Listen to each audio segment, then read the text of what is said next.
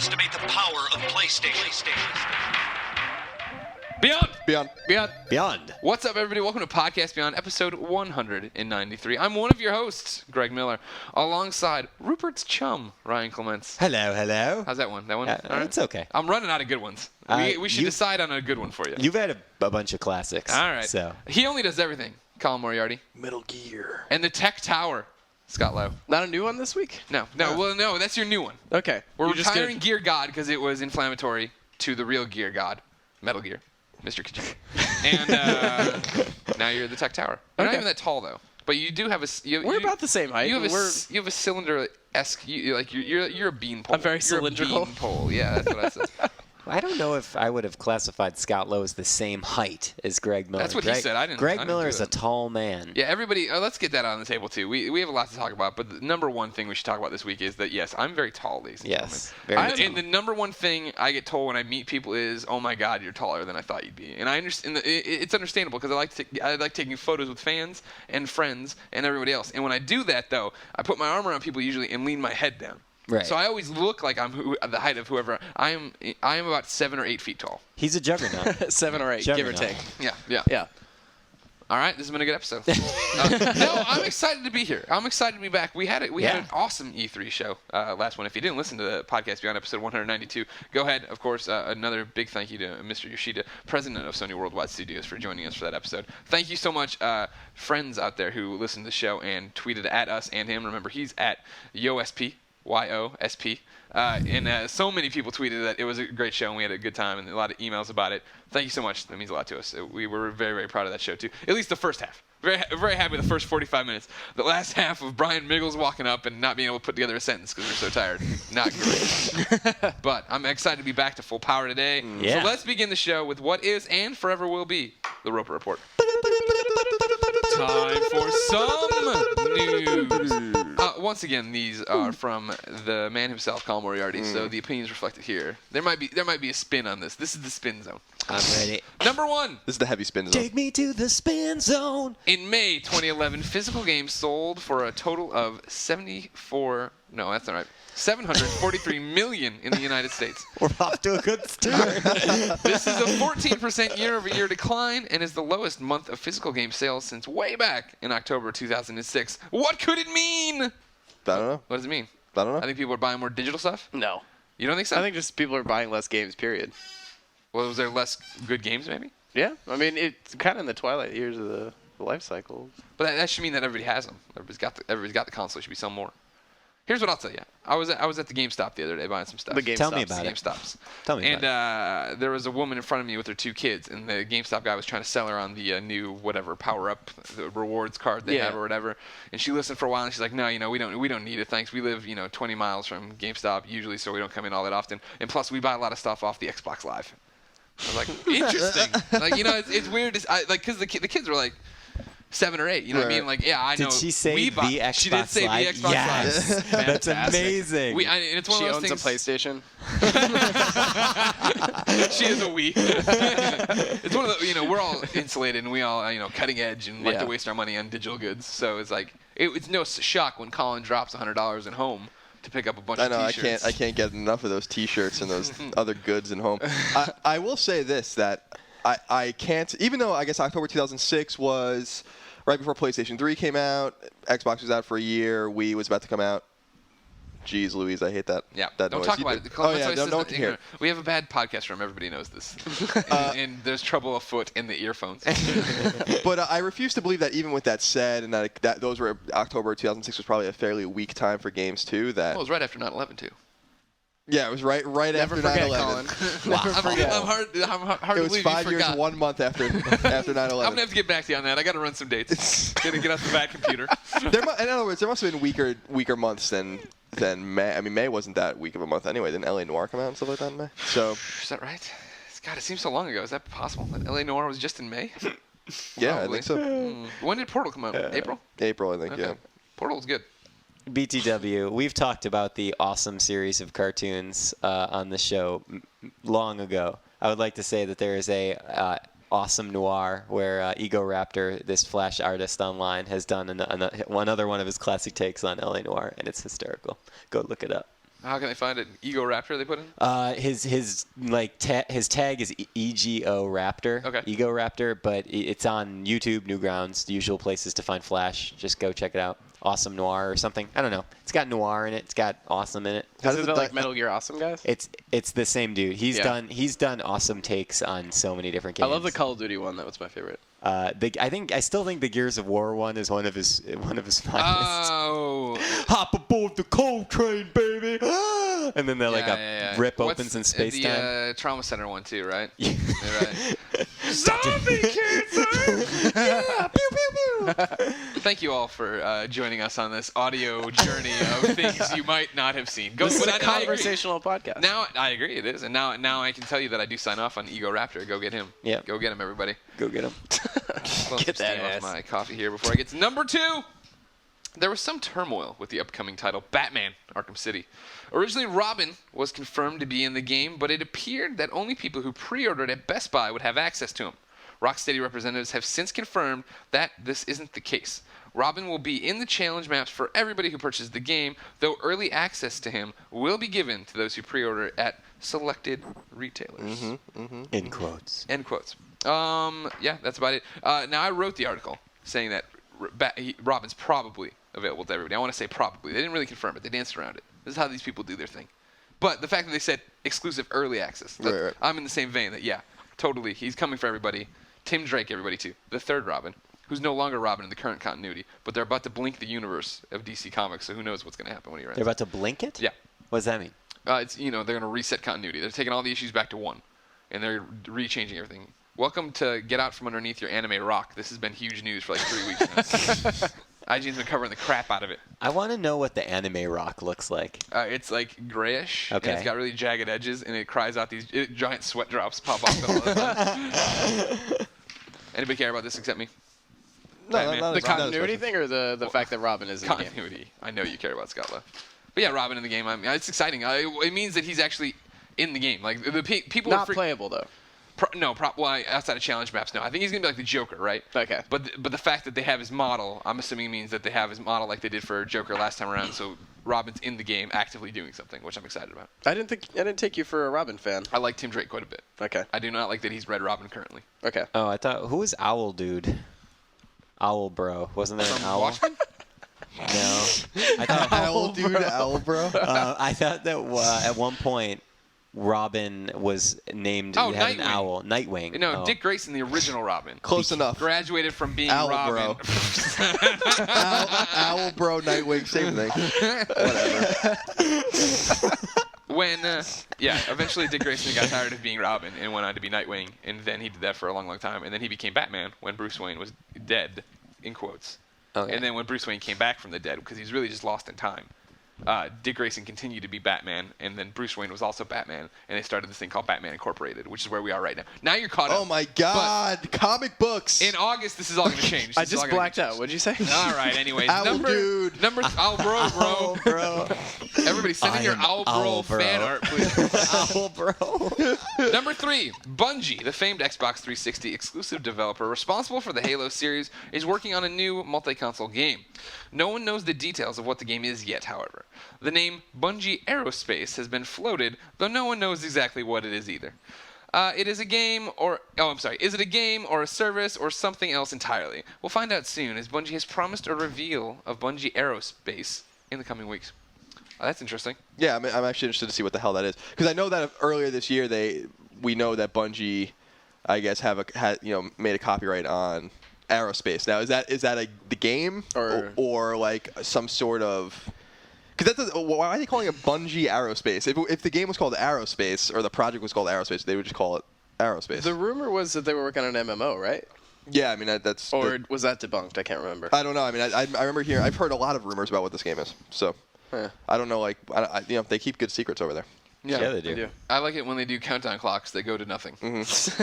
Oh yeah, that happened. Remember that? Didn't it? Yeah. Do you like it when they announce that they're going to announce something like they just did? God. Number 4. Chaos Studios, the developers of Frontlines, Fuel of War, and more recently Homefront, has been closed down by publisher THQ. The move was described as, quote, strategic realignment, end quote, with the development of the reported Homefront sequel and perhaps future Homefront DLC being shifted to THQ's Montreal studio. Clearly, a strange move for a studio that delivered a profitable game that sold nearly 3 million copies. Then again, let's not forget what happened to THQ's stock price when Homefront reviews began coming out, said Colin Moriarty with a scowl. Are you scared? Are you worried? What are you going to do? I'm bummed because I think their Chaos was on to something with Homefront, and I just hope that they can continue that, with the sequel at Montreal Studios. Yeah. Because, like I said, I gave Homefront a 7. I think that's a completely fair score. It was a good game. You played it. You liked it. It was a good I enjoyed game. it. The setting was obviously the best part about the game, and I gave the presentation a 9. I mean, I thought the story and the characters and what was happening, where you were fighting, was really riveting. Fighting in a survivalist camp in Utah and then fighting on the Golden Gate Bridge and all that. I mean, I like that kind of stuff, so I really dug it. But I'm a little bummed that they're not going to be able to do the next game. But hopefully, THQ knows what it's doing, and this studio, gives some love to Homefront too. They've done wonders with the Blob franchise, so I'm sure THQ knows what they're doing. Don't worry about that. Okay. All right. I thought the Blob was really good. I shuffled my papers, sir. I shuffled them. All right. No, DeBob is a very good game. Yeah. Number 5, Rage, the much-anticipated upcoming new IP from id Software, has been delayed. Oh. Originally slated for release on September 13, Rage has been pushed back a month to October 4th. Oh. No, says Colin. That's not too bad. Yeah, it kind of sucks though because so many other Arkham City's coming out in October. Yeah. I don't know. There's just a lot of things. Plus, it gives me a little more time to play Resistance, I guess, which is nice. Yeah. But there's just so many, and then you got to kind of make a buffer room for Elder Scrolls, and there's just I don't know. Uncharted, Uncharted, the of 1st course. of November. Was I the only one unimpressed by Elder Scrolls? No, I still do not have a nerd boner for that. I always say. Yeah. I almost fell asleep during the demo. Fools! I shit you not. Really? Yeah. Well, I mean, it was like the last demo of E3, actually. Okay. So to be fair, you might have fallen asleep for anything. It's true. I was really tired. You might have had the entire Girls' Generation ensemble dancing in front of you, and you might have fallen asleep. Well, and K-pop reference. well, I mean, the little room they put you in was super hot, and I was in with a bunch of sweaty dudes. And All right. Talk about the game. Why? well, I mean, I don't know. I saw it, and I'm like, okay, so this is like Fallout 3 with swords and dragons and pointy hats. And Fallout shit. 3 was like Elder Scrolls 4 though with guns. Exactly. So I mean that's their. It's a natural evolution. That's what they do, Yeah. But this game's running on. I think the game looks beautiful. It's clearly running on a different engine. I think it looks really cool. I think the combat looks fun. The dual wielding looks cool. The dual wielding with spells and weapons, I think looks nice. That game's. I think that game's gonna blow people away. I mean, I like the idea that you can stab a dragon, but I mean, other than that, like wandering around and kind of. I agree with Scott. I need to mark the time for that noise you made. That was he's like a small animal. I don't know. I think people that aren't. I mean, I have weird tastes on games clearly, and, Of course, you're excited for Rage. people don't remind me. People remind me of that regularly, but I think you're crazy if you're not excited about that game, about Skyrim. I don't know. My problem with Skyrim is that everyone is so excited about it. Everyone. What does that tell you, though? I look at the demo and I go, I don't know what the fuck crack you people are smoking. Jesus. I mean, it looks good. Yeah. I'm not taking away from how awesome those games are. Fallout, it took me a long time to warm up to Fallout, and then once I played it, I was like, game of the year. Okay, I'm totally down with this. I understand. But, looking at it in action, maybe is the fact that so many people have more experience with the Elder Scrolls franchise. You know what I mean? I didn't play the last one. I didn't play Oblivion. Well, it looks like an awesome expansion to an existing series, but the way people were talking about it at E3 was like it was this fucking, magical gaming experience, and I went, I'm like, well, I've seen this before. I compare that demo of Skyrim to BioShock Infinite, and it's like BioShock Infinite blew me away. Yeah. I thought that was so well done, and the characterization you get out of that. Well, it's doing something new, and exactly, yeah. and it looks beautiful. You know what I mean? Yeah. Whereas Skyrim still looks has that stiff Yeah, I think Fallout I've vibe always to it. thought Skyrim and the Elder Scrolls games have looked awkward. Nothing about them looks natural. I think that's the case with what they were doing with Oblivion and Fallout 3. I think that especially in third person, for instance, when Charles and I saw the game for the first time, we were amongst the first small batch of people to ever see the game. the first thing that Todd Howard showed us was, he went into third person. He was like, look at how great the animation is. And that does look better. Because, the guys usually, Clayman used to do a great impression of, how it looks like when someone's just running by you in Fallout 3, and you're just, waving his arms. But this guy, looked normal, and he looked like he had a nice cadence going. His weapons looked, flowing, his robes or whatever. I mean, everything just, kind of looked nice. And I'm not saying the game is, Uncharted level beautiful, but the game definitely looks a lot better than I expected it was going to look. Mm-hmm. And, because when he pulls up his shield and the blurry textures right there, I'm like, yeah, this is what I expected. I mean, I just, I think when you played Fallout 3 or 2008, I was like, this is a pretty good looking game. It doesn't look, it looks a little aged, but it looks pretty good. But then when you played New Vegas, you were like, this doesn't look really good anymore. This game's almost inexcusably bad looking. But so I think that they're trying to rectify that in a lot of ways. But again, the way a game looks and sounds are the least important things about a game. So of course. So, very true. I'm excited to just. I know that game's going to suck hundreds of hours out of my life, and I want it to, because it's like one of those games you get once a year. It's like Grand Theft Auto or Fallout or back when good Final Fantasy games were released. Whoa! It was like you looked forward to that game where you're like, I want to play this, but then I need to carve out a month in which I'm going to play this game, and so that's why I'm excited about it, and I'm glad it's coming out in November, so I have time to play Resistance and Rage and Twisted Metal and whatever else I'm going to play before that game comes out, because nothing else is going to have any air to breathe. Yeah, I don't fault anyone for getting a nerd boner over it. I just can't. Personally. It's just not getting us to wiggle. Yeah. Speaking of nerd boners, goddamn, I keep getting more excited about the Vita every time I see a new Vita trailer for a game. Vita's going to be awesome, dude. I'm a total believer. Yeah.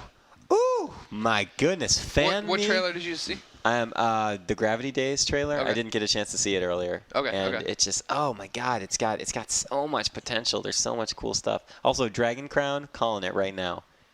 Dragon's Crown. It's the next Vanillaware game, but it's for Vita. So they showed this in the montage. Yeah, it's almost like a Golden Axe kind of 2D side-scrolling brawler, but I'm so excited. By Vanillaware. So the animation is super spectacular art style and everything. I haven't reviewed a Vanillaware game yet, so I totally want to. Okay. Please. I'm still the game I'm most excited about, hands down, is Super Stardust. Yeah, a little bit. It's beautiful. Yeah, that game's game's gonna make Super Stardust is amazing too. Don't get me wrong. make me. It's gonna be awesome when they're all sitting around playing Vita games. That'll be a fun week when everybody in the office, Tal and Par, are playing Vita games. And then a week later they don't. And then it's just the four of us again. Yeah. There's a firmware for the Vita. Guinness will have some goddamn comment. You know what I was surprised about though? This is interesting as we get closer to. I mean, a lot of things can change in the next 6 months, but in looking at NPD numbers in which 3DS sold under 100,000 units. Under 100,000 units last month. That's pathetic. It's really bad. Really. To put that into context, the Wii sold, I think, 225,000 last month. The Wii. Yeah. So there's no moment. No one really seems to care about the 3DS, and so I think that the Vita I is certainly don't. I think that there's going to be plenty of a vacuum for the Vita to be like, look, there's a handheld with games, and that's why I was asking Yoshida. I'm like, did you learn something from Nintendo because of the lukewarm reception? I'm not sure about in Japan, but I know in the United States there were no games, so no one gave a shit. And no one still gives a shit because there's still no games. Yeah. So is that why they're waiting? Is that why there's this robust catalog of games that look like they're going to be ready? Yeah, totally. That's what matters. It's also awesome that the other day, someone came in, and I think it was Jack who was like, I was trying out Street Pass again, woo! And I was like, man. Yeah, the DS, the DS built-in store or whatever just got updated. Just throw everything out the window. Yeah. I'm reviewing. At E3, I was like, I like Luigi's Mansion. I like the Mario. Mm-hmm. I like the Mario Kart. Yeah. I'd like to play these games on the go. Why not? And I started thinking if I should buy one. And then I'm reviewing all these gosh darn Green Lantern games. I'm playing the 3DS version of that thing. The screen's wobbling back and forth. Yeah. The screen, even with 3D off, is somehow still hurting my eyes. I'm like, I'm not buying this piece of garbage. Yeah, I mean, so this is what I kept saying. I actually took the train with Rich yesterday, our Nintendo executive editor. Was he just like Nintendo? And I was talking to him, I'm like, listen, I'm a well-documented old school Nintendo fan. That was my, I loved Sony since the mid-90s, but I was also a big Nintendo fan.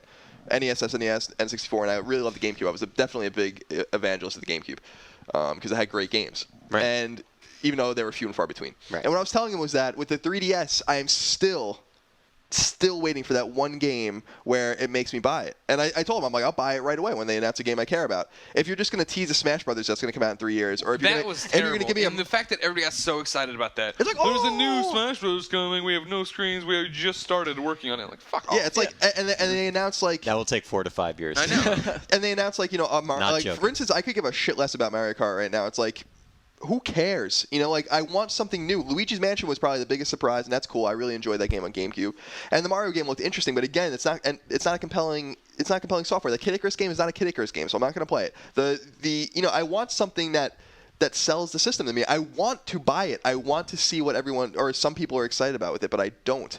And that's the thing with Vita. It's like, man, when we saw those games, it's like, holy shit, this Uncharted game is awesome. Yeah. This game feels great. Super Stardust, I'm going to lose so much time in that game. Mod Nation, the creation tools were awesome. Little Deviants, this game is really unique. It uses I guarantee Little Deviants is not going to be one we talk about. Well, we'll see. I mean, what I'm saying is that there's not one game. It's not 2 games. Not 3 Exactly. games. No, It's, they have it's this a cavalcade. roster Yeah. of games. Blaze Blue looks so good. Yeah. And it's telling to me that the game people are most excited about 3DS is Ocarina of Time. Sorry, like I think I was telling you, like, Ocarina of Time is a very special game to many gamers. Everyone in this room has experience with it and played it. I know Clements and I were talking about our first experience with it, how me and my friend Mike were in his basement at his house, like right after Christmas, playing the shit out of that game. Yeah. And how when it came out again on GameCube and I played it and I really loved it, even though I'm a bigger fan of Majora's Mask and stuff. But I'm like, enough. Give me a game that I care about. Yeah. And the same thing with Wii U. It's like, cool, this thing has potential. All these third-party games are going to be out for like a year by the time the Wii U comes out. So where are the games that are compelling? Yeah. Yeah. They don't seem Chase to Me? understand Did you that play it's Chase Me? games. I didn't get the chance to play anything. Chase Me is cool. I like will. Battle Just a Me. tech demo. Yeah, well, I didn't like the controls of Battle Me. Did you use the Wii U controller? Or did you Yeah, I use used the Wii U. Yeah. I did both actually. That's why. Well, I mean, it like having to like look around holding the thing is kind of awkward. Like using the. Remember, buttons and everybody, if stuff. you haven't seen it, the Wii U is, I mean, and I'm not mocking it. Imagine an iPad and then joysticks on the side with buttons on the side Yeah. too. And then like for the Battle Me, like when you're in the shit, like the whole thing is that it's like American Gladiators with the other Mii's running around on the ground and one person's in a spaceship trying to shoot them. And they're trying to shoot them. But in order to steer it, you have to literally move it up and down and like change your perspective. Yeah. Like as if you were looking down on the level. It's pretty crazy, and it's a really awkward juxtaposition between like using the analogs. Yeah. And changing your perspective by It's just something that you're not used to doing, I guess. Yeah, that's the argument, right? But Chase Me was great, I thought. Like, I really, really dug that. And basically there was a bunch of Mii's. It's basically hide and seek, right? Like, there's a bunch of Mii's in the middle, and then there's one person who's it who has to run and hide. And the person who's it is using the Wii U controller. And you run off on this maze, and then they all have to talk to each other and try to find you. And then they run and chase you and dive. But why y'all giggles? What do you giggle puss over here? I'm not at anything you said. What but I'm anime still, do we remind you of? No, I'm so glad that during the Nintendo press conference I was sitting right next to Colin, and like when Reggie came out, look, That was great. That was so awesome. Colin and I just made eye contact, and I lost it for like 10 minutes. I couldn't stop laughing. It was like this great, it was Iwata first, right? And he was up there, and he's like, very talking polite. very, politely and eloquently and stuff. And then Reggie just comes out, and he walks out, and he's like, look. I'm like, oh man, it's not as good as the kicking ass taking names E3 that Reggie made himself famous for, but it was pretty close. what did you think of the PlayStation conference? I actually enjoyed it. I think it definitely had a few points where I was sort of, saying to myself, let's go, let's move on a You're little bit. tapping your watch. But otherwise, I prefer the Sony conferences. I always really love because they take them very seriously. They don't try and crack many jokes, and when they do, they're very sort of, like very subtle humor, like Jack making like a side comment about something. Ridge Racer. Yeah. Well, that was funny. That was great. Those moments aside, but That was good. He made fun of him at the conference. Oh, Ridge yes. Racer. I thought you were talking about the original No. Ridge Racer. But anyway, so I like that they take their conferences seriously. It's very buttoned up, yeah. They and I think that in a professional business conference, that's probably the way to go.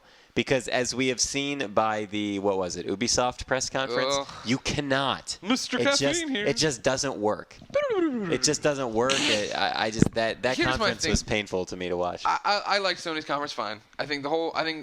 We talked about this in the video. The whole problem with all the conferences, right, was that everybody came out and said what you'd expect them to say. There was no, and by the way, we have GTA 12, or we got blah, blah, you know what I mean? It was just like, here's all the stuff we already knew about. Yeah. It was just like reinforcing their position, which Exactly. I thought was like really boring. Like, What's the last awesome press conference anyone can remember? well, I mean, last year with Twisted Metal and stuff Kevin like that, Butler. like Kevin Butler. Like, I mean, it was definitely much more interesting last year. It At went least on too long. I remember people saying. Yeah, well, last year. both I And there think was too much went move on crap too long. last year. Yeah, I I got seated I sat myself front row with because all right. So, Thanks to me. all right, so to give you a little background, I was up in the stands This is with for the Sony conference this year. yeah, and they had this big kind of stadium rented out in LA, and I was originally in like the seats Nosebleeds. up top, and I was with Rich George and Fran Mirabelle. Fran and I were going to be providing pictures for the live blog, but all of a sudden Greg's like, come on down here, I'll get you down into the floor. So we get there, and the area we thought we had seats in was completely full, and so we found 2 seats literally dead center in front of like Jack Tretton, literally like right, like probably 3 feet from the stage, and soon we figured out that we were in like the executive section and we weren't really supposed to be there. But no one really said anything. So like I'm sitting right next to Peter Moore and I don't know if I should say what he was doing, but like, he was not very That entertaining. sounds interesting. He was not very enthralled with the conference either. Yeah. He was looking at his phone a lot. I always get excited because I guess it's just me being excited, being a video we game like fan. video games. Yeah, it's always fun. Like I got excited. I mean, watching. I was excited before Nintendo's conference started. I was like, I can't wait to see this damn thing. It's gonna be great. It's gonna be hardcore. And then I got a musical treat for 20 minutes. And then I got to see the. Let's go through the history of Zelda music because we have nothing better to do at E3. look. Vita Look. pricing. What do you guys think? I like Perfect. it. Like it a lot. Perfect. Yeah. Yeah. Perfect. It's right where it needs to be. I am Perfect. seriously considering. Tiger. I imagine I will end up getting the 3G model. Yeah. USSR. As long as they keep the data plan at like $20 or less a month, I think I'd be on board. You won't tether instead? What do you mean? Like use your phone to tether to No, it? because I have the unlimited. I have an iPhone. I have that unlimited plan that I was grandfathered into. So Yeah. I'd have to tether it and go out some other way. What I want to happen is that the the Vita allows me to tether through it. That's what Yeah. I want. I want that ability. Yeah. So then I'd be completely sold. Like a mobile hotspot kind of thing? Totally. Yeah. Yeah. What do you think? Is it possible to be $20 or less for the 3G? Service plan? Yeah. I think if they're smart, it will be. Okay. But I'm assuming it'll be really limited in terms of like the amount of data you get. And the other thing they're trying to offset, again, one thing they mentioned during the conference is that through that they will allow people to access any AT&T Wi-Fi hotspot, which is like airports and coffee shops and stuff like that. So I mean it'll be offset, but I don't know. I'm curious to see how the 3G units will sell. And unfortunately, one thing that I'd like to see from Apple is the sales for the iPad, because I'm assuming that the cheapest model, the Wi-Fi only model, is probably the biggest seller. That's what I got. Yeah.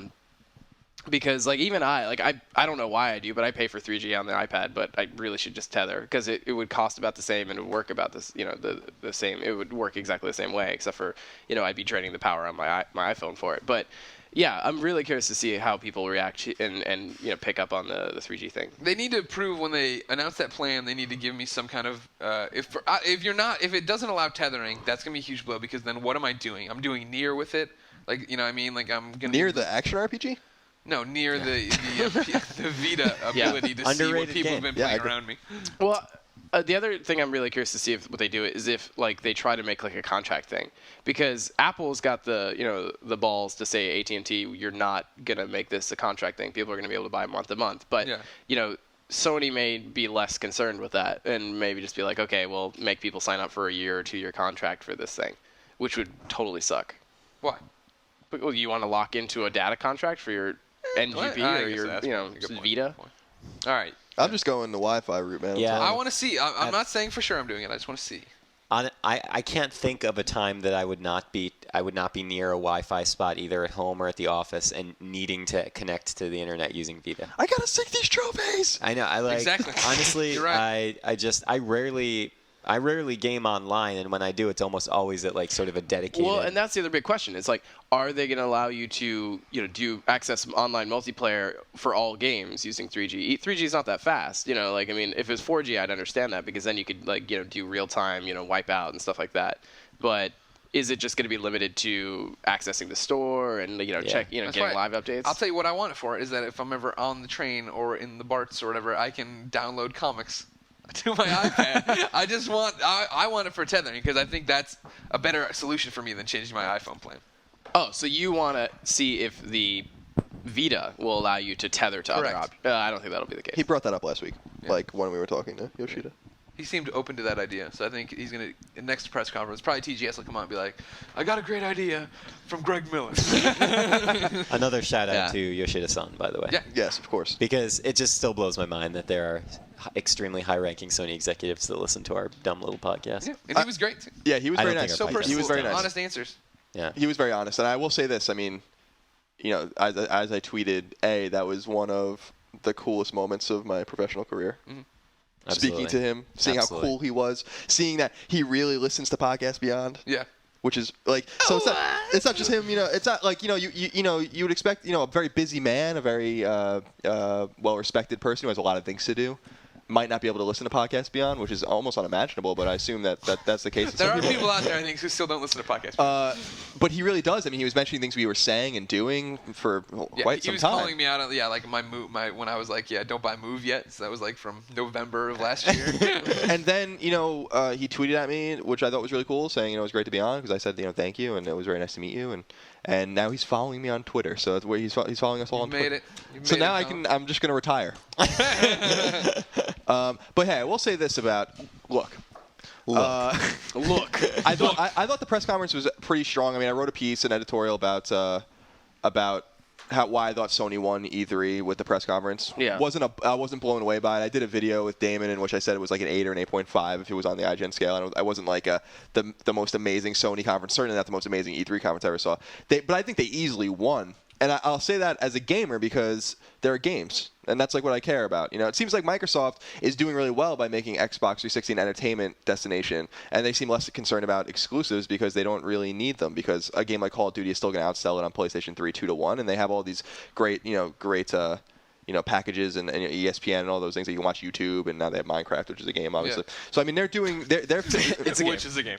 So they're filling like the needs of their consumers. I think their core consumers. I think they're doing it really well. I think I was really disappointed with Nintendo because I think that they didn't pick up any momentum from last year's E3 on 3DS. There are still no games that I care about. 2 of the games they announced are fucking N64 ports. So big whoop. Who cares? And no Wii U games. So. Again, like, I don't care. And nothing even for Wii to, like, tide people over, except for Skyward Sword, which I think is really strange. And, like, not even an announcement that the last story or one of these RPGs that are already localized and coming out in Europe are coming out in the United States. No announcement. Yeah. Like, that's a little weird to me. Sony won because they showed games. Yeah, we weren't surprised. Yeah, we kind of knew Sly was coming, and maybe we expected more. And I thought it was a little strange they ignored Twisted Metal. I thought it was a little strange that they ended on such a Totally the ending flat, was weird. right? I wanted God of War 4. I wanted Siphon Filter. I wanted something really big at the end. They didn't do that, and so that really bothered me. But at the same time, I was really blown away by Vita. Like I said, Vita has a robust catalog of very interesting games that I can't wait to play. And there are a lot of things this year in the now that we're going to get to play on PlayStation 3. Uncharted, I think totally is. People slept on the entire show. You know what I mean? Like, Right. nobody talked about Uncharted. And I think part of that is I don't think they showed the right demo at the thing.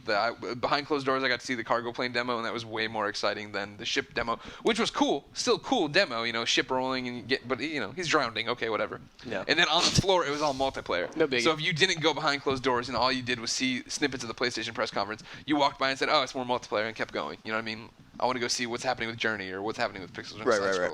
And I will say the most surreal experience of that whole thing was playing Twisted Metal at a kiosk, and 10 feet to my left is Perry Farrell running around the stage singing Jane's Addiction song. So that was cool. My God. That was wild. I love Jane's Addiction. Well, I'm not exactly a huge Jane's Addiction fan, and I'll tell you, trying to demo Medieval Moves Deadman's Quest on the kiosk directly in front of the stage where Jane's Addiction is performing.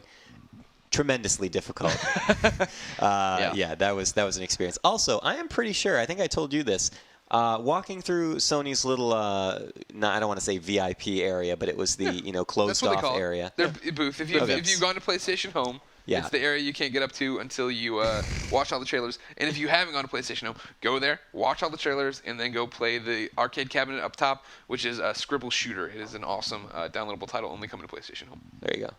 But anyway, walking up around the VIP area, almost positive. I'd like to say 90% certain that Hiro from Heroes walked by me with a PR handler next to him. Racist. I heard he was around there, actually.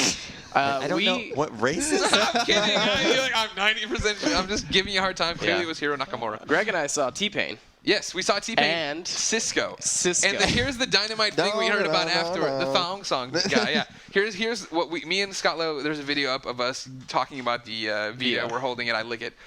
We finished that video, and Anthony Cava, our camera guy, goes, that was really great, guys. By the way, Cisco walked by. And we're like, oh, that's cool. And he's like, no. Cisco walked by and goes, oh, shit, IGN. And then kept walking. I was like, oh, that's awesome. He actually stood there and watched us for a while. Really? Yeah, the publicist afterwards was like, yeah, he wanted to meet you guys, but you guys were shooting, so we... Cisco, yeah. I'm sure you're listening to Podcast Beyond. Next time you run into us at E3, you are welcome to interrupt. Your song changed my life. You are motherfucking Cisco. You are allowed to come in and say, what up, Vita?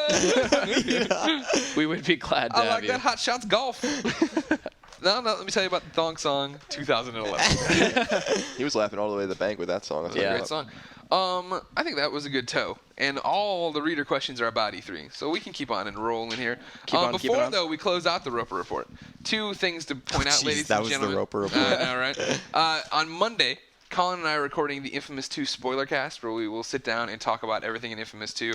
Nothing will be sacred, so send in questions about that. Please title them, send your questions, of course, to beyond@ign.com. Title them, Infamous spoiler cast, or just Infamous : then whatever. Yeah, that's good. But Infamous 2 : just so there's a way that we can look through them and grab them and not ruin the game for Clements, and I don't have to worry about them coming in. Remember, we're recording it on Monday, so get them to me hopefully by Monday at noon. What's up? Accidentally looked at one of the spoiler cast emails. It's okay, because it only ruins the evil ending. All right. Oh, I know which one you're talking about, too. Yeah. I won't say it out loud. And I'm still going to play it. I'm telling you guys, I know you guys think that I'm some sort of infamous hater because I never beat the first one. I never think you're an infamous hater. But I am really excited to play the second one. I've got it sitting on my desk, ready to go. I am very, very happy with the response it's getting in the IGN office. Nicole Tanner borrowed my personal copy yesterday, and she's like, when I gave it to her, she's like, just so you know, I didn't like the first one all that much. I'm like, okay, I want to see what you think of this one. And then she tweeted last night that she was like really blown away with the first 45 minutes, that it was better, looked better, felt better, played better. And I was like, awesome, great. There you go. The other one, ladies and gentlemen, as we've said before, this is Podcast Beyond episode 193. A long time ago, we talked about maybe we could do a live Beyond for 200, the big one, a live studio audience. That is happening. Wait, a live studio audience like the Donahue show? That's how we're gonna say it in the beginning. Yeah, you will be like Sally, Jesse, Raphael. I want the audience to go at some point. I'm sure they will. All right. Remember well, first off, we're putting the cart ahead of the horse here. All right. Podcast Beyond, episode 200, will be live in San Francisco on August 4th. We are recording on a Thursday, which is our normal thing of events. Do not panic yet. Do not start emailing in about, I want to come to the show. Because it's not going to be open call. It's not going to be like, hey, everybody come here. You're going to email in. You're going to have to prove that you can come to San Francisco. Yep. And then we will select you, and we will bring out hopefully like 100 to 150 people. And when I say bring out, I mean we will give you an email saying you can come. You have to pay your own way here. We'll have probably some swag, maybe some pizza up here. But that's it. You got to get to San Francisco on your own. And I'll do it on August 4th. On August 4th. Will there be beer? Afterwards, I will lead this crew to Eddie Rickenbacher's, and we will get Panda.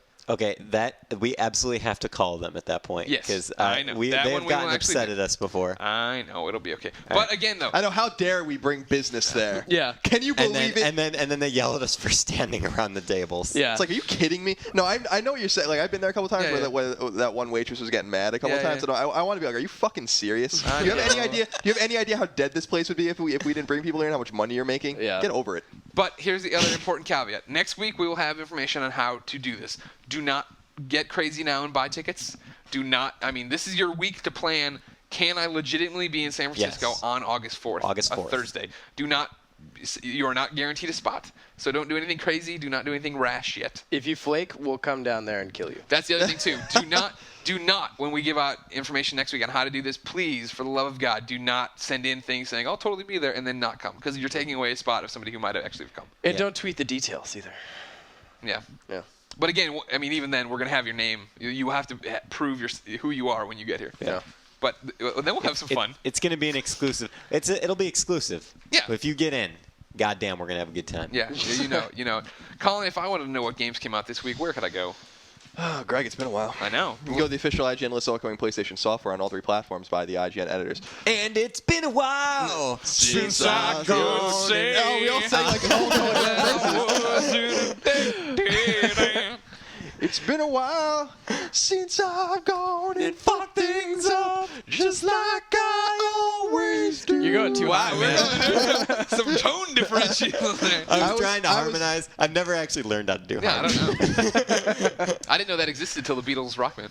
Oh, there you go. Yeah. Do you remember that song that Stain did with Fred Durst? Yeah. Which one? This is the real motherfucking deal, y'all. Yeah, that's all he did. I remember the video, he like sitting on the stage. Yeah, he just sat on the stage. And just like, yes.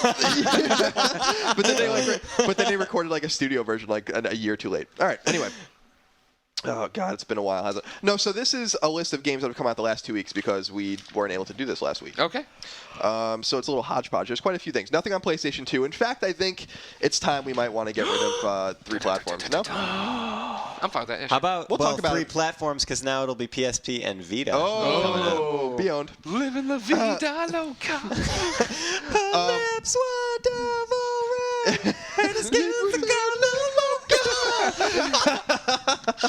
Holy shit! I love I Ricky have to Martin. buy that song. Ricky Martin's awesome, dude. I like that song. The song is awesome. It is a great song. On PSP, Blaze Blue Continuum Shift 2. You're playing that. Yep. That review's going up today. Yep. All right. Yep. You want to spoil it? I will Give spoil it a thumbs up or down. I'm gonna give it a Middle thumb. It's got to be a middle thumb because all I can think about is Blaze Blue Vita, which is going to be Oh, yeah. 1,000 times better. But with that said, if you don't mind that it's going to kind of look and sound like shit, it's still a fun game. It looks But like shit. They can't well, it doesn't look like shit. It's like Custer's Revenge on Atari. All right. It's just, I mean, they have made the developers have made tremendous sacrifice Yeah. to the graphics and audio to get it to fit on a UMD. I haven't chested. That's it. I'll chest. You haven't chested that yet. I haven't tested the 3DS version yet. 'Kay. My assumption, same thing. Gotcha. But who knows? Greg. Yeah. Caribbean Queen. No, we gotta actually get through these. Now fucking we're lists. sharing the same dream, and our hearts will beat as one. All right, I'm sorry, I wanted to. Mr. Yoshida, if you've made it this far in the podcast, congratulations. All right, there's a lot of games on PS3. Transformers: Dark of the Moon. Now, what the hell does that mean? Dark of the Moon? That's what the name is. That the movie? Yeah, it's a movie. Dark of the Moon. Dark of Yeah. the Moon. Yeah. You know, Michael Bay doesn't know grammar. Dark of the Moon. All right. Not It was, seeing it that was a movie. simple It's on way. the It was a dark- simple way to get an Ozzy Osbourne song in there. All right, they just redid it. Dark of the Moon. I think that's Bark. Yeah, I know it's a parody. like- Ozzy's jumping off. Ozzy's jumping off. every time I hear there's a radio commercial that has Ozzy Osbourne doing like the brisk iced tea. Yeah. Have you guys heard of that? Yeah, yeah. And he's doing the like, hey, people asking me how you're talking to Lowe. And Dan Iverson, one of my roommates and a IGN fan here. The fan, what am I talking He's an about? He editor. works here. Database editor. Likes IGN quite But he a also likes it. We were just imagining Ozzy Osbourne in the sound booth recording that, and the producer like sitting there like, Ozzy, we're gonna need you to do that one more time, and then he's like, Could you please sound more incoherent? Ozzy, we need one more for safety, please. Can't understand you. God only knows how that man still walks the earth. Anyway. Record of Agarist War. Is that game what? Yeah, that's what it said. That's not right. Okay. How's that right? That's a thing? That game's been out like 1 billion years ago. That's Oh, what it maybe says. just for 360. That's what it says. I don't know. I'm just telling you what it says. On this paper I wrote. Duke Nukem Forever. That's a probably Game of the Year contender. Yep. Yep. Alice Madness Returns. Red Faction Armageddon. Starring Bruce Willis. Operation Flashpoint Red River. Green Lantern. Platinum. That's our trophy tip of the week. That is a great game to platinum trophy. I platinumed it. You did it pretty late at night last night, didn't you, buddy? Yeah, I finally got back. I went and saw the Green Lantern movie yesterday. All right. And then I came back and wrote some couldn't stuff get for enough? the IGN today. And then I was like, now Colin needed it. Colin needs the Green Lantern because he's not working on Friday. So I need to make sure I got the platinum out of the All way. right, got it. So yeah, And- I platinumed it at 1:30 last night. Because you just have to play through on hard, which is easy. And you get the collectibles, which are easy, and then at the end though you have to grind out to get enough experience points to buy a couple things. So I just kept playing the last level over and over again, listening to podcasts. And Amazing for what you do for these little icons Isn't on the it? dashboard. Big ups to Anthony Gallegos for staying Monday night with me. Him and I played that entire game from like 4 o'clock at work. We started and got done at 10:30. Wow. Yeah. Any We particular ate pizza reason? too. We recognized that it was going to be a goofy game and we'd have some fun together, so we just did it. That's awesome. And unanimous choice for pick of the week, Infamous 2. Of Now, course. I will say real quick, just to answer some Twitter critics of mine. Uh-huh. I saw a gentleman just walk outside this window with a Bruins jersey on. That reminded me that the Bruins won the Stanley Cup. Now, I did say, in fact, guarantee that the Bruins would not win the Stanley Cup this year. Mm-hmm. So, okay, I was wrong. Get off my back. I'm an Islanders fan. That's it. Okay, Thank that's you. it. Is that what caused all the rioting? Yes. Hold on. Oh, were there riots in Boston? No.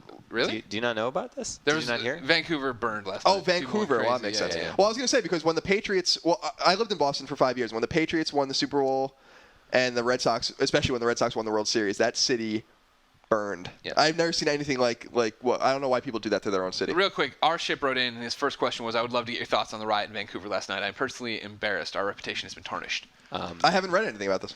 Here's Oh, the- that's horrifying. Dude. I'm Yeah. Yeah? I'll send you the... You should go to... Why would they do that? That city's like pristine. Why would they do that to Vancouver? Well, now Go it's to- on fire. Go to Jim Riley's Twitter, twitter.com/Jim Riley, and he's got a link to this photo feature of all these crazy photos. Really of people being crazy insane. How bad was it? It It's was bad. it's Really bad. bad. It's It's bad. really bad. It's like And NBA Finals It actually times 2. It's way worse than LA, that one we were at. I mean, makes me there's a sick. photo, man, of like the guy putting the rag in the cop car and lighting it on fire. Like, I mean, these photos are insane. I saw one with like a guy holding like a mannequin leg. Yeah, no, they broke in and stole a bunch of And there was a mannequins. bunch and he of was blood all- on it. and I it was was like, all what the bloody. hell? Wow. He just bludgeoned somebody with a mannequin leg. And they... I understand that there's a lot of violence in the world, but when it's over something that's supposed to be entertainment and something that's supposed to bring us together, that makes me sick to my fucking stomach. It's just, you know what, dude? It's embarrassing. This is the thing, dude. to be a human being. I agree. I completely agree with you. As a big sports fan, I totally agree with you. And again, what happened when I was in Boston, what I really realized was, you know, most of these people, when you watch the footage or whatever what was going on there, or just walking down the street and really like, because it was happening like right around Northeastern where I went, that a lot of these people are not sports fans. They're not fans. They're just drunk and they're just looking for an excuse to be Totally, stupid. they want to fuck shit up. And it's just surprising to me that, you know, Vancouver has a really great reputation as a beautiful city, as a really nice and friendly city, and that something like that would happen there. It's. I mean, I'm sure drunk there's sportsmen. plenty of Vancouver residents that are disgusted in it also, and that Yeah. did not participate. No, in totally, and that's always the way. I mean, Being- I remember when I was a kid and the Bulls won their first championship. I mean, Chicago went off the chain, and like it happened a little bit. The Giants won the World Series here last year. They won it away, but people still went down in front of the ballpark and burned a fucking tree for no reason. It was like, I don't know. What do you? I mean, you know what I mean? Like, I don't know. I've never got it, but I understand. Drunks are drunks. So I So understand. when PlayStation Vita launches, let's go out and burn some Totally. shit. We will. See, that's the thing is that I can totally understand if you got drunk and just like started screaming and like running up and down the street and like kind of partying. That makes sense to me. Yeah, Yeah. have a good fucking time. What? But then to burn someone's car to the ground. Well, if you're gonna burn a car, burn your own. Yeah, exactly. I mean, don't be a dick about it. Yeah, Like, somebody wakes up the next morning and they're like, fucking Prius is on fire. Fuel efficiency. Ryan, what came to digital storefronts this I will week? tell you. Now, unfortunately, I don't think I have the information from last week. Don't worry, a whole bunch of stuff came out. Colin keeps it up to date. Colin was on the ball about that. I would like to say that for this week on the PlayStation Network, there's a lot of discounts going on. Yeah. Including some discounts for Braid and the Fancy Pants Adventures and Cuboid. Jesus. Which are all games that we kind of want to check out. Colin's looking at the photos right now. Oh, okay. This is my favorite. It's like a bomb was dropped. Yeah, There's a yeah, picture yeah. of the skyline with just smoke emanating from Yeah. Vancouver, like it was just bombed. Apparently, Colin doesn't care about the downloadable games. Colin this loves the week. downloadable games No, because I- one of his favorites came out this week. Greg Hastings Paintball No, 2. not Greg Hastings.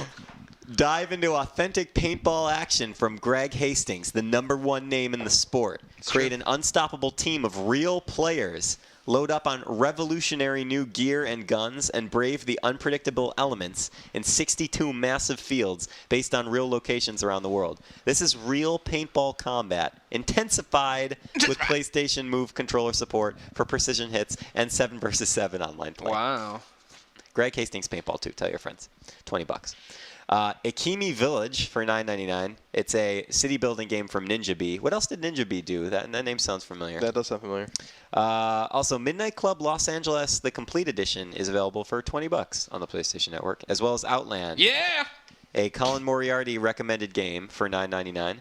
Game's Magic the Gathering Duel of the Planeswalkers 2012 for $9.99. If anybody's a big Magic Is that the fan. same one we got for free, or is that a different one, Colin? Is that not the PlayStation Plus one for free? No, last week? I think the one that's free is the one that came out previously. Okay. Or whatever. I think they're trying to make it a yearly edition now. I know that this new okay. one though is discounted for PlayStation Plus. Okay. There you go. Also, folks, Alice Madness Returns. There's some downloadable content for that, as well as all the usual stuff. Now, and there's also God's Eater Burst DLC, if you are a PSP fan. Yeah. Okay, guys. Now, I have a favorite moment on Podcast Beyond. I actually do. It's probably The my minis? favorite time. My favorite time on Podcast Beyond is to talk about the minis that came out this Mr. week. and Mrs. Jeff Rubenstein cranking these Now, guys out. this. Now, I actually already knew one of them, but didn't know the full name Yeah. when Nix told me about it. And seeing the full name, especially at the end of this list, truly an extraordinary event. Gentlemen, do you know what's coming here? Have you seen this list? I don't know what I I'm have, yes, but I won't spoil it. Okay, thank you. You admit this is a particularly good collection this week, Absolutely. right? All right. Gentlemen, I'm going to present to you with the... Scott Lowe, you have to pay attention to this shit. I'm sorry. all right? I got. Okay, God go ahead. damn it, the man doesn't have any respect. He doesn't care about Podcast Beyond. I don't Alright. care about minis. What about funny mini names and titles? Yeah, no, it's just the names that You crap have me my up. complete undivided attention. Here we go. First of all, Run Ghost Run for $2.99. Of course. Good start. All right. Next, we have Babel, the King of the Blocks. Is that based on the Brad Pitt movie? Yes. Probably. And it's the King of the Blocks. And then the final mini that we have today, all right, is the 2D Adventures of Rotating Octopus Character. Really? Yeah, and I looked it up to make sure it was a real game, and it is a real game. That's fantastic. I'm gonna buy that when we get downstairs. So I'll buy that. I will buy that. The 2D Adventures of Rotating Octopus That's pretty Character awesome. for $3.99. I looked it up. I googled it. I'm like, this has to be an accident. Like they just forgot. They like put a placeholder in, and they had no idea what the name of the game was. That's but that awesome. was in fact. Well the name done, of the game. Jeff Rubenstein. That's my favorite. Scott Lowe. What's up? Our ship writes in with another question, and I think you might have the answer. Remember, if you want to probably be not. part of the show, ladies and gentlemen, write into beyond@ign.com. Indeed. What do you think will be the battery life of the PS Vita? Oh man, that's a big question right now. I mean, by traditional standards, OLED screens are actually more energy efficient than standard LCDs, but it's also packing some serious processors that have not been seen in any other devices, like mobile devices today. So, 1 hour. I'm expecting it to be. I don't think it'll be as bad as the 3DS, but it's good. Which is like what, like an hour It's and a like half? it's like anywhere between 4 to 6. Okay. So I'm assuming it'll be I would bet probably 6 or 7 hours. All right. You know, I honestly don't see the. This is going to make me an enemy to a lot of Podcast Beyond fans, but if it had a 3 to 4 hour life, I'd totally think that was fine. No, unacceptable. I need to be able to fly cross country with it. That's all I ask. Well, the one thing I will say is that we haven't. Don't do seen- that, freak. Somebody call it. They haven't talked about the battery at all, and given the units that we tested and felt out, they were all wired, so they may not even have had batteries in them at all. So the actual weight of the unit is hard to determine, but they could have a huge battery that they're going to put in there. Yeah. And if that's the case, if they're smart, because I mean this isn't like an uber portable device anyway. So I mean Yeah. they should just throw the biggest battery they can in there and give people the battery life, because you're going to be carrying it on a bag anyways. That's the thing about it, Yeah. right? Is that you can't slip in your pocket. Yeah. So at what point Yeah. does Sony have to say that, it's not so much a handheld as it is a different console. It's Yeah. a different kind of console experience. Yeah. Because that's what they're doing so far, right, with these games and stuff. You can Yeah. still take it with you, though. I mean, Well, obviously, there'll be yeah. nice cases and stuff. Yeah, yeah, Yeah. but I mean, I'm just- none of that's going to fit in your Right. pocket. You're going to Oh, have to no, get one of the for sure. belt ones, Yeah. like a holster. I'm just picturing Kaz coming on stage during the Tokyo Game Show or something, and he's introducing the Vita battery, and he takes it out, and he's depleted uranium powers this new device. It's pulsing with light. With 30,000 years of energy. A lot of people wrote in with quick fire questions. 'Kay. They know that that's how we got to go after the E3s. Greg writes in, not me. I swear to God. You wrote in these questions I did yourself? not write in. Jeez Louise. Ryan. Yeah. Is it true you got a tattoo? If so, what? Yes, I have a string of text along my right bicep. By the way, I just found out recently it's not bicep with a T on the end. No, I always no, thought it it's was. bicep. Always thought it was for my whole life. Bicep. That sounds weird to me. Okay. And it is actually a Dissidia reference on my arm. What does it say? It says, "The messenger is standing at the gate." And it's a lyric from the It's song. a lyric from one of the last battle suites in Dissidia. Scott Lowe, So, if you had to review the PS Vita right now, off of what you've seen, what would you give it, and is it better than a 3DS? given what I've seen, I'm thinking 9. Wow. All right. I like that. I think it's a solid device, man. I think it's the definitive gamer's handheld Ooh, look at that. All right. from what I've seen so far. Don't fuck it up, I'm Sony. gonna send Sony this. They can clip out that. We Is can it better? Get it Is all it better perfect. than the 3DS? Oh, the 3DS is a piece of shit. 7.5 IGN? I'm sorry. It is a device that's like 2 gens behind, and it's got a 3D fucking gimmick no one cares about, and a 5-hour battery life. Sounds about right. Sounds pretty sweet. What did you rate it on IGN.com? I can't remember. 7.5, I think. No, yeah, 7 or 7.5? Yeah, something like that. But I mean, I don't know. I think it's a cool idea, executed poorly. I think it could be so much more. Okay. And I'm I'm a little more furious about it now than I was when I reviewed it because I was expecting to see more games. But since there aren't, Yeah. it's a piece of shit. There you go. Colin, Yes. what do you feel about the PlayStation 3D monitor thing at Sony's E3 conference? I feel like there was no love given to it and quickly forgotten by most people. Yeah, I mean, I think it's a nice idea if you care. I mean, I still stand by the fact that no one cares about, or very few people really care about 3D enough to want to talk about this thing. I mean, it's great that it's affordable. That TV's really small. If no one's caught up, yeah, there's like a 28-inch? 24-inch. 24-inch TV that does the HDs, and then on top of that, it does 3D split screen where I wouldn't see your screen at all. And when they said this in the conference, I said, I have no idea what the fuck that means. And when I finally saw it, what it means is that the two images are layered on top of each other. They're both full screen, Yep. and if you're looking at it, you have no idea what's happening, but you put on the glasses, and you switch between player 1, player 2, and then you just see like you playing Wipeout. That's actually really cool. It's a really cool tech, but it was really poorly presented when they talked about it. It's cool, Yeah. but like Scott said, 3D is a gimmick, and I'm tired of it. Well, I think for people who want to do it, I mean that's awesome. Like I think it's a really cheap TV. It's a little smaller than most people want, but like they were really gunning home the kind of college dorm room thing. If you actually were at the event, the demo station they had was actually themed like a dorm room. There's like beer pong tables and like a keg and like I don't remember that part. oh yeah. I walked by it. Yeah, that's it why was I used it. I ridiculous. just didn't take in the keg. It was like they were really driving that point home. But I mean, it's super affordable. You get a copy of Resistance 3, you get an HDMI cable, and 1 pair of glasses, I think. And the other set of glasses is like are $60. That's the other thing. Yeah, they lowered the price of the glasses. Yeah, which is that's I mean, appreciate them trying to make it affordable because that's why we're all like, well, no, I don't want to buy for that stuff. But my whole thing is like, I look at my TV and I'm like, I have like a 48-inch and I'm like, man, I can go for like a 50, 60. You know what I mean? Like, I want to go bigger. I don't care about 3D. I just want a bigger TV. Yeah. Yeah. Hey, Greg, do you think Sound Shapes will be downloadable only? If so, what price? No, I don't think it'll be downloadable only. I think it's a game that's got a lot of buzz behind it, and I think they're trying to push this new little format and stuff. Plus, everything that's going to be on the little memory cards is also going to be downloadable, correct? This is what they've said? That's what they it's said. a proproprietary Okay. format and downloadable. What's wrong? Why didn't you just tell me to turn it in? Why'd That you would come be over funnier here? if I did it. Just You reached scared in your me. face. You scared me. So has no one heard me the entire show? No, everybody's heard. Everyone in the room, will you buy a PS Vita day one? I'm looking forward to buying it day one myself, says Greg, not me. Yeah, absolutely. Yes. I would, except I always have the paranoia of like one of the models having some sort of weird malfunction in it, or like recall. of some Dead kind. pixels. There was dead pixels in the original. Very, I'm not saying that's likely. I'm paranoid about it. I figured I'd wait just a little bit to see how. How long are you gonna wait? Not long. As soon as. Are we as talking soon as, weeks or months? Oh, I probably not months. I kind of just want to see like the general reaction of like people seeing how they're. We're gonna. Okay. I mean, I assume we're gonna get them early though, a couple units or whatever. Yeah. So you'll be able to play with them. No. I mean, It's always touch and go. We didn't get many PSP Go's, I remember, before that launch. that's true, but we did get the move really early. Yeah, that was Well, if you tell Sony that I just called it the definitive gamer's handheld. Listen, everybody, we're prepared to take this asterisk off of this quote. What I was gonna say is we should get some units early because we have to review the game, so you'll probably just get a taste of what the launch Yeah, we units thought that will about do. the 3DS too, and that didn't work out. Yeah, but Sony's generally better than Nintendo about sharing stuff early. Yeah. We had Infamous like how much early? really early. 3 weeks. Well, and all right, hold on. Dude, I we want to had- say this before we go much further.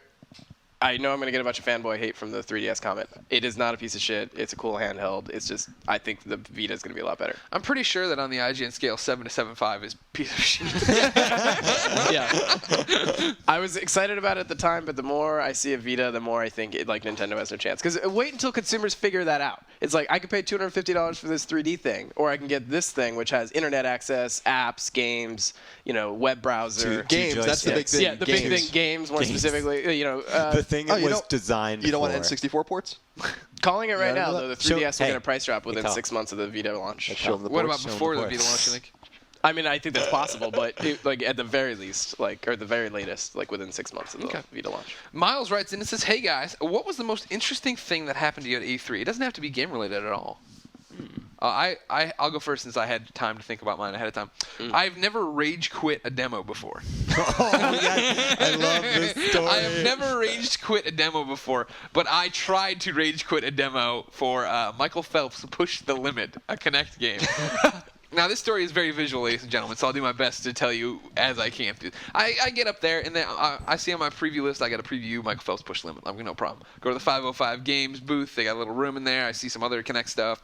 See the MMA supremacies. And then I get over to the Michael Phelps booth, and people are there. They're doing these guys are swimming. They're racing each other, and they're sitting there in front of the Kinect doing the swimming motion. I'm like, breaststroke motion. Yeah, I don't want to do that, but okay, I got to play it, obviously. So I stand up there, and they're like, all right, first here before the race, Michael Phelps, he pumps up the crowd. He waves his arms up and down in the air. I'm like, oh, yeah, that makes sense. No problem. And they're like, do it. So I start doing it, and this gives you a stamina boost, which I like the idea. Like, you have a little bit more energy if you do it appropriately and keep up their thing. But as I'm doing and basically all I'm doing, ladies and gentlemen, is palms to the sky, lifting them back and forth, Yes, right, like this. Raising them up. Yeah, I'm doing that. And Michael Phelps, the character on screen, the torso is like, it's a statue. The torso is just a statue, and then it's got Stretch Armstrong arms on it. And the arms are just going wacky, wavy, inflating tooth man all over the screen. Like, he's breaking his elbow while he's doing this, and it's going all over. And I'm like, well, it's a nice idea, but whatever. And then it's like, do the bend over and touch your toes, and then extend your arms to jump off the thing. And I do that, no sweat, and I swear to God, people, my freaking swimmer hits the water, and he is just frozen in place, just gliding at, literally, I mean, just like... That's his progress. And I'm swimming my own. And, like, there's this meter. No one really explained the game, how to play it beforehand, but I'm like, how hard is it going to be to swim?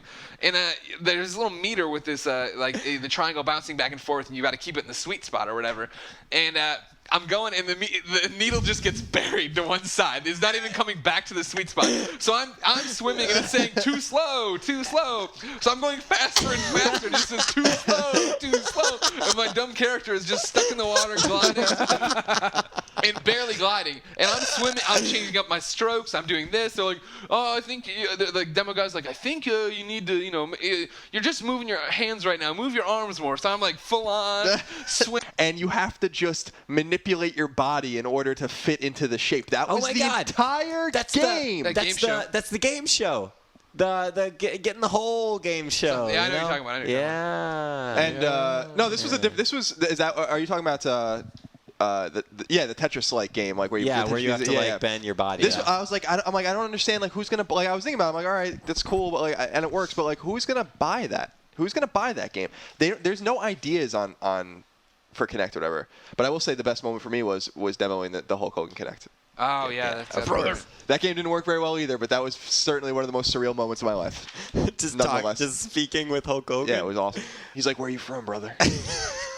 I'm like, "Long Island, New York." He's like, "I used to wrestle at the Nassau Coliseum." Like, that's where the Islanders play.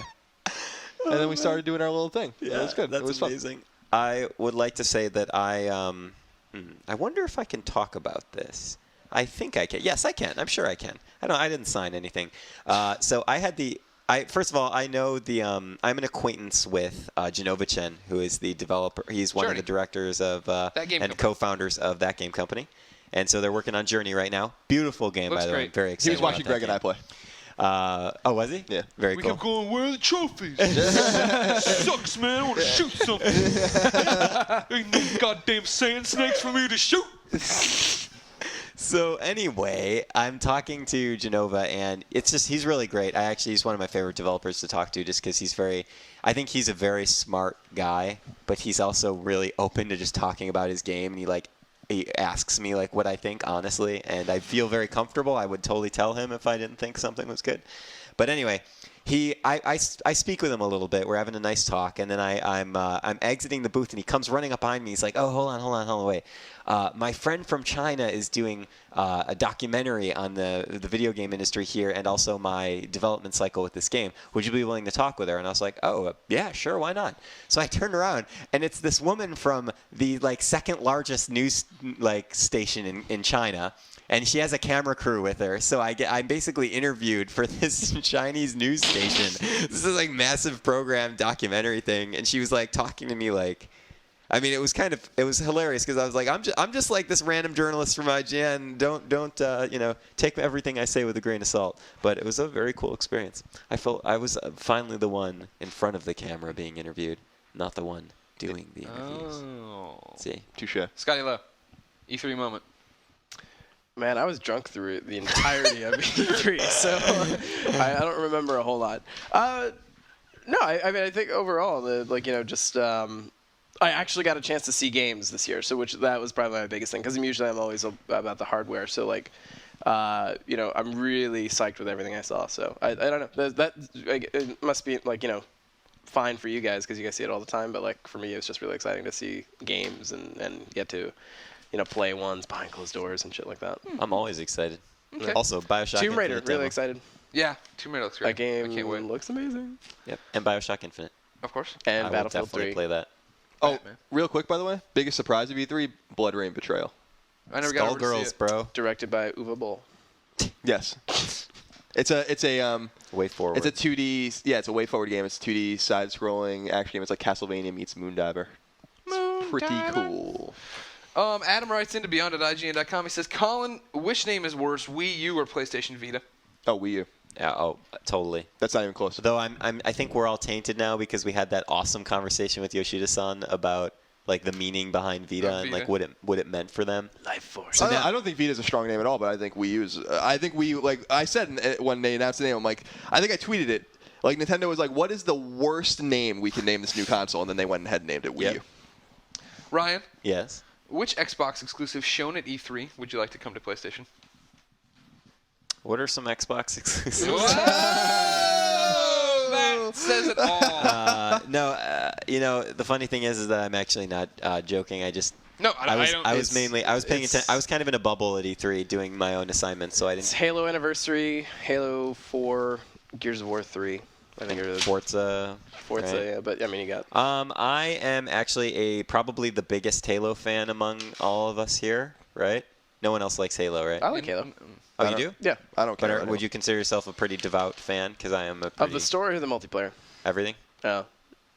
I'm a bigger fan of the story than I am the multiplayer. Okay. Anyway, I am a big Halo fan, so I will totally. I love the Halo games. I don't think they really are ever going to end up on the PlayStation though. So Obviously not. I'm not going to ask them to do that. All right, we got to wrap this one up. Yeah, We're it's going a getting long late. time. That's okay. It's a fatty podcast. We're fine. Carl writes in with quick fire questions. Greg, Mod Nation Racers, PlayStation Vita, or Little Big Planet, PlayStation Vita? Little Big Planet, PlayStation Vita. Mod Nation Racers is extremely cool, though. Somebody else wrote in, and I'm not going to get to the question. They asked, does it control like shit like it did on the PSP version? No, this is literally the PlayStation 3 controls copied over. It's going to be great. Ryan. Yeah. I'm pointing at Colin when I said this question, but Ryan. Yes. Final Fantasy X1112 or Mirror's Edge 2? Mirror's Edge 2. Colin, trophies or orange juice? Trophies. Tough one. Sacrifice your health. Scott, Yep. Sony's press conference or Nintendo's press conference? Sony. Everyone, Uncharted 3 or PlayStation Vita? Vita. Oh Vita. wow. Yeah, that that says something about what I just did it off the cuff there. You did good. Yeah, you did. You can have Uncharted on the Vita. Whoa! I love on the Uncharted series, but I think I'm just more excited for Vita right now. Yeah, me too. I think I'll go Uncharted 3. I'll be the dissenter. I'm excited for Uncharted 3. The problem is I'm excited for both. Yeah, They're me both too. going to be great. I think Uncharted. Here's the problem I think with Uncharted right now, especially coming out of E3 and what kind of buzz it had, right? Is just the fact that everyone knew coming in Uncharted's going to be Uncharted, which means it's going to be awesome, which means I'm going to buy it and play it, which means I like it. You know what I mean? Not many people came away from the demos being like, oh my god, Uncharted 3 was amazing. It was like, oh, Uncharted 3 looks amazing, which is what we expect. Great. Yeah. But have you seen this over here? Which brings me to Connor's question. Connor says, could you guys explain how the best of E3 awards are decided?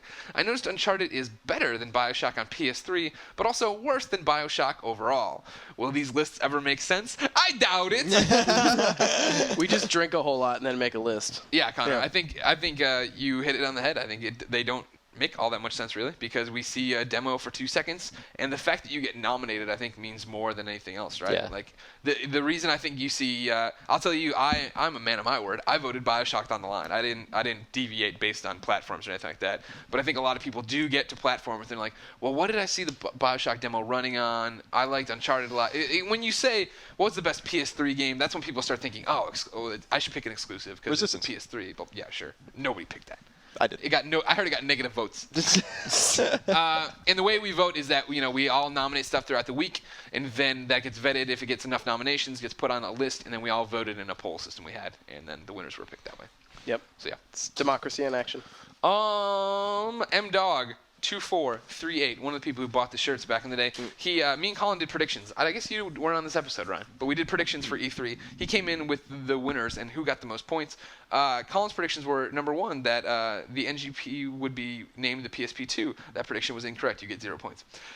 Colin's next prediction was Kevin Butler will be at the Sony conference. Incorrect. No points. Your final prediction was that a bunch of PS3 remastered collections would be revealed. Only one was revealed, being God of War Origins, and half a point is awarded. I'm being slightly generous as you had no Wait, but I points. said PS3 collections, right? Oh, I guess I was. Oh, yeah, okay. I don't know. Yeah. I was gonna say those were PSP games technically. But they can't. You're coming. Yeah, right. Greg's predictions: the price and release date will be revealed for the PS Vita. That was only partially correct. I get half a point. His second prediction was that Kevin Butler would not make an appearance. I get a full point. And my final prediction was that a lot of announcement trailers would be shown. There were only 4 or 5 by M-Dog 2438's point count, so I get 1 point over there. Final score: Greg 2.5, Colin 0.5. Jeez. You got pwned, That was beyond. bad. Yeah, that was pretty bad. Remember, ladies and gentlemen, please be parts of our shows. We love you so much. Write in, beyond@ign.com. Follow us on the Twitter, IGN. I'm Game Over Greggy. Colin is No Taxation. Scott Lowe is Scott Lowe now? Yeah. You finally got this Yeah, fixed? so thank you, Beyond Community, for harassing the Scott Lowe guy to give it over. So, And Ryan Clements is Plum Cider. One day, man, I'm gonna get that Twitter name. You're trying on that too. Everybody's trying to sell out their Twitter name now. I've called Denmark like 3 times to try and get this guy's Twitter name. I still can't get it. Yeah. He doesn't You haven't tweet. It's a talked to him waste. yet, right? Yeah. What a waste. No, I haven't talked to him yet. I feel like he might give it to me. He seems like a nice guy. His profile picture looks like a charming man. when was the last time he updated? In May sometime, like middle of May. There's a system like actually Twitter will take his account offline after if you make a request and he doesn't use it for 6 months. Oh. Okay. We should do that for Mrs. Slime. Or Mrs. Lime, Mr. Mrs. Slime. Lime. So tell me more of this system. I will tell them you off off the the air, air. everybody. Before we go, remember, Infamous 2 Spoilercast is being recorded next Monday, so please get your questions in ahead of time. And remember that Podcast Beyond 200 will be live in San Francisco on August 4th. It's a Thursday. Don't book flights yet, but figure out if you can come. Next week we'll have details on how you can enter to come, and we'll go from there. Ryan Clements, Hey, buddy. take me home. It's a really special day today. We've had a lot of good luck with songs. Yeah. I want about 45 seconds to do this. Is that cool? I can only give you 30, and you're already eating it up right now. All right. So Danny W. 20. Shut the fuck up. Danny contacted me once again. If you all know Danny from the amazing 2-player co-op song that we debuted on Podcast Beyond quite some time ago. Yeah. But are you timing me? Is that what No, you're doing? I'm not. I just I'm wanna checking make my sure. email list. All right, because I'll get nervous. Don't be nervous. Shush. So Danny is providing us with another song for today. It's a little bit of a parody, which you will find out soon in a second, but it is called Game Girl. And Danny has a few announcements to make regarding this whole spiel. First, Game Girl will be up on iTunes in 1 to 3 days. So if you guys do like the parody, and I am a big fan, check it out. If you also want some more updates from Danny, because his music is totally awesome, and you should, go to facebook.com/TUA News. TUA News. Easy stuff. Also, you know how Danny and his girlfriend Tori, they started dating around the time that the 2-player co-ops happened? The song features the two of them. It's all very cute. It was Tori's 23rd birthday on the 10th of June. So happy birthday to her. A little belated, but still good. And also, the big news is that these two lovely people are getting married on the 2nd of July. So I think that all the Beyond folks should go to facebook.com/TUA news. If we get invited, are we going? I don't. Isn't it a little too late for that? We're coming up here. That's like next month in a couple weeks. Yeah. So. Also, isn't that during Comic-Con? No, wait. That's end of July. Yes, that's end of July. Anyway, I kind of feel like it might just be family for that one. Hard to believe we got snubbed. Kind of got them together. We're the whole reason they got together. Everyone should check out Danny's song and wish both Danny and Tori a good married life, because they are totally awesome. Happy marriage. Yes. Congratulations. And the last big announcement is that we are debuting what I think is Danny's finest work on Podcast Beyond episode 200. Oh, teasers. That's going to be, we're going to be showing off, I think his the song is just incredible. It gets me all nostalgic. Only 7 weeks to go, ladies and gentlemen. Yes. 7 weeks. All right. Is that what it, yeah, that's what it is, huh? Anyway, thank you, Danny. This is Game Girl. This has been Podcast Beyond. And That's it? And that's it. Beyond!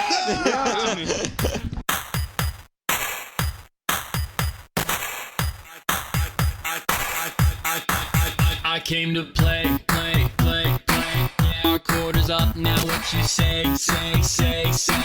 That's why we're here at this arcade. Girl, you and me will put them away. Yeah. Yo, when my baby comes along, well then it's on like Donkey Kong. Yeah, she's at a stage I've never seen before. Level 7 of the light world. It's clear that she's my all-time highest score. I'm her Game Boy, she's my game girl. We rockin' DDR to some J-pop tunes. Go on Super Ace 1942. Roll some tank. Blowing up the roof. Doesn't matter, babe, unless I'm here with you. Let's take it home. Jump onto our favorite console.